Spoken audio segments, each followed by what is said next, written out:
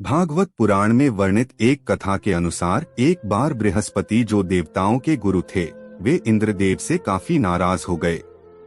इसके चलते असुरों ने देवलोक पर आक्रमण कर दिया और इंद्र को अपनी गद्दी छोड़कर भागना पड़ा। असुरों से खुद को बचाते हुए वे सृष्टि के रचनाकार भगवान ब्रह्मा के पास पहुँचे और उनसे मदद मांगने लगे। तब ब्रह्मा जी ने उन्हें बताया कि उन्हें एक ब्रह्मज्ञानी की सेवा करनी चाहिए। यदि वह प्रसन्न हो जाए तभी उन्हें उनकी गद्दी वापस प्राप्त होगी।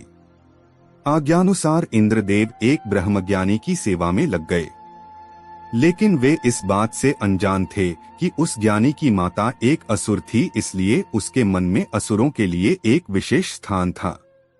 इंद्रदेव द्वारा अर्पित की गई सारी हवन की सामग्री जो देवताओं को चढ़ाई जाती है, वह ज्ञानी उसे असुरों को चढ़ा रहा था।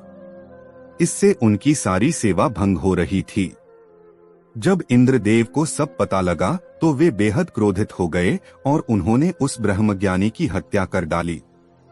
एक गुरु की हत्या करना घोर पाप था, जिस कारण उन पर ब्रह्महत्या का पाप आ गया। ये पाप एक भयानक राक्षस के रूप में इंद्र का पीछा करने लगा।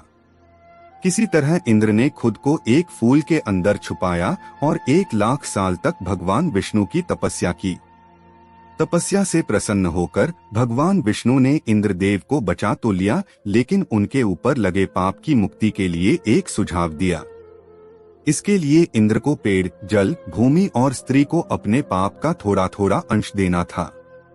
इंद्र के आग्रह पर सब राजी तो हो गए, लेकिन उन्होंने बदले में इंद्रदेव से उन्हें एक वरदान देने को कहा। सबसे पहले पेड़ ने उस पाप का 1/4 हिस्सा ले लिया, जिसके बदले में इंद्र ने उसे एक वरदान दिया। वरदान के अनुसार पेड़ चाहे तो स्वयं ही अपने आप को जीवित कर सकता है। इसके बाद जल को पाप का हिस्सा देने पर इंद्रदेव ने उसे अन्य वस्तुओं को पवित्र करने की शक्ति प्रदान की। यही कारण है कि हिंदू धर्म में आज भी जल को पवित्र मानते हुए पूजा पाठ में इस्तेमाल किया जाता है। तीसरा पाप इंद्रदेव ने भूमि को दिया। इसके वरदान स्वरूप उन्होंने भूमि से कहा कि उस पर आई कोई भी चोट हमेशा भर जाएगी। अब आखिरी बारी स्त्री की थी।